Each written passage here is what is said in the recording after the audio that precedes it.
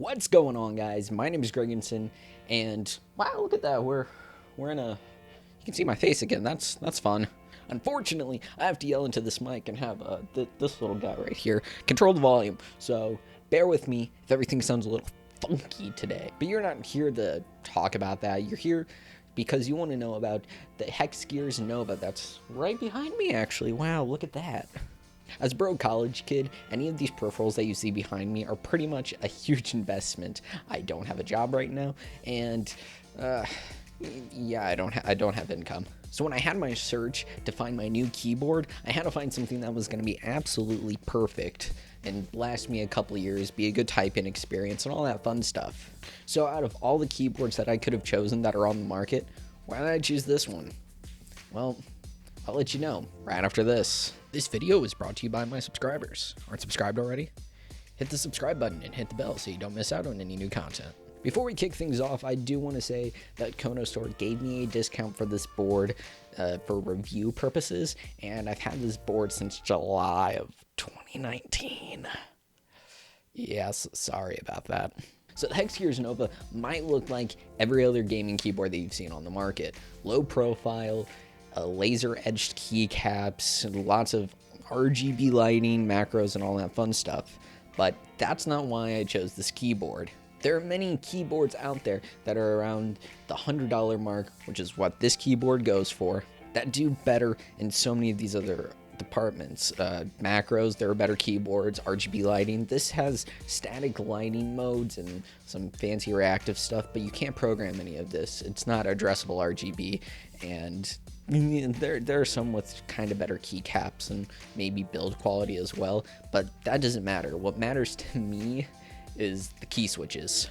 See, the Hexgears line uses Kale box switches. Unlike your other unlike your other cherry alternative switches, these have a little bit of different design. And the Hexgears Nova allows you to choose from 3 different types of key switches. Now, over on Amazon, you're able to choose from white switches, which use a click bar design, which is different from the cherry click jacket design, and it provides a little bit more satisfying click, in my opinion, but we didn't go for those in these.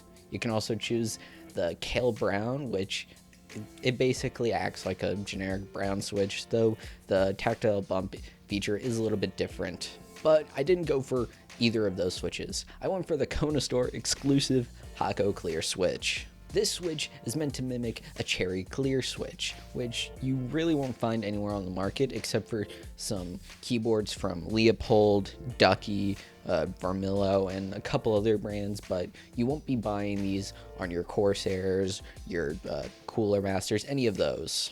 This switch has a heavier actuation force, around 67 grams, I believe, and it has a thicker bump, basically. The key switch has a thicker dent in where the bump happens in the switch, and it makes for a really satisfying tactile typing experience. And you can even hear it in the switch itself. Let's drop a sound test.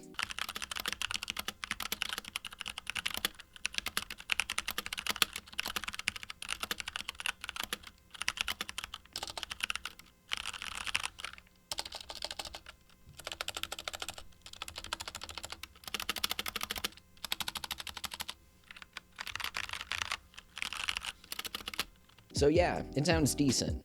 Not the best in the business. The stabilizers could definitely use some work with a little bit more lubing and maybe some clipping on my part. The low profile aluminum keyboard design kind of makes for a little bit of a tingy feel every now and then. It's not the best acoustically, but it's better than most keyboards that I've tried, especially cherry clickies. I hate that. I hate it. Just to make sure I would like this switch, I actually bought Kono's 9-key switch tester before I got this keyboard. It was around $10, and it's probably one of the best investments you can make before you get a keyboard. Just grab one of these key test switchers, whether it be from Kono or I think Mechanical Keys might have one, Novel Keys, KBD Fans. There's a lot of different places where you can pick these up.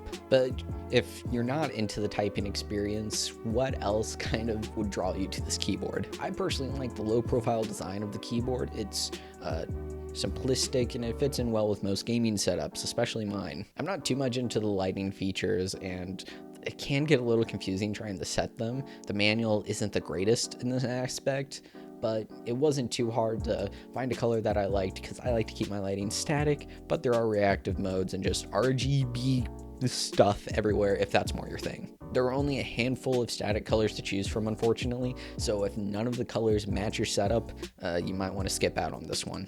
Oh, and I forgot to mention that the ring around the keyboard itself has different lighting controls compared to the key switches themselves, so if you want to have like a dual tone design, you can totally do that. Hey, Gabe. Gaby boy. That's what I thought. The keycaps aren't anything to write home about. I like the legending on them, but other than that, they're just standard ABS keys. I believe they're double shot. The manual isn't very clear on that. It says double color injection molding, I think. PBT would have been a better long-term solution when it comes to the durability of the keycaps, but for most people, I don't think these keys are just gonna deteriorate unless you're absolutely like greasy fingers. The aluminum casing is pretty nice. It feels weighty in the hands, and it does have two little flip out key like adjustment feet on the back if you need that. I personally don't use that, and you can get a little bit of an underglow effect if you do use that, or if your keyboard's a little bit more separated from the desk. I do use a full-size desk mat, so I don't really see that effect. Now, as far as pricing goes, and this is really kind of where I kind of have to split the line. If you're really into the RGB features and you're fine typing on browns or reds, you absolute monster, go ahead and just buy any other keyboard around the $100 mark, because the browns and the whites are about $90 before shipping, unless you get it on Amazon, then it'll include shipping. And these Paco clears that I have makes the board into $100, and you have to really like the Paco switches. They're heavier than most keyboard switches, which are at least the ones that you're going to be used to if you're just stuck typing on regular cherry switches that you'll see in most boards. It's just really something. If you want this keyboard, it's definitely for the typing experience. I do think that the white switches are better clickies than any other clicky switch on the market. I do think that the Paco clears are some of the best tactiles that you can get straight out of a mass-produced keyboard.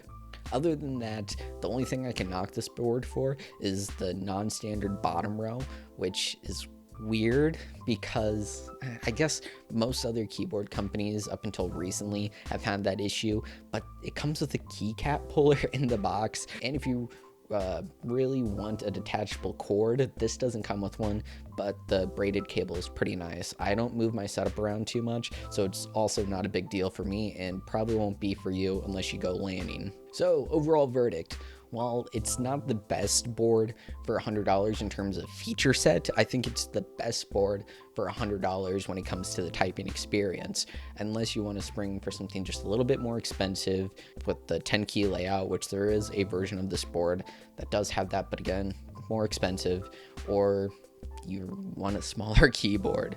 But for 10 keyless boards, this is my pick. So thank you guys so much for watching. Again, thanks to the Kona store for letting me get this for review at a discount.